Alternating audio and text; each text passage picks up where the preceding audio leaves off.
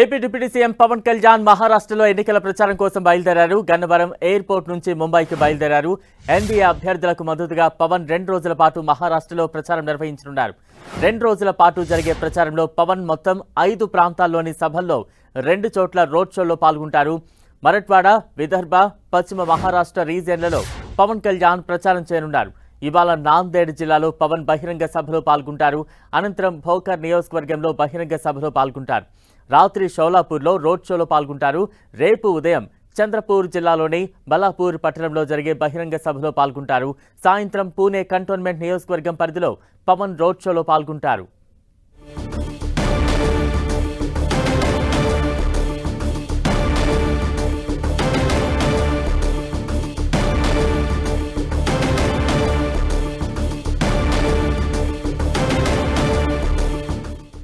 AP deputy CM Pawan Kalyan మహారాష్ట్రలో ఎన్నికల ప్రచారం కోసం బయలుదేరారు. గన్నవరం ఎయిర్పోర్ట్ నుంచి ముంబైకి బయలుదేరారు.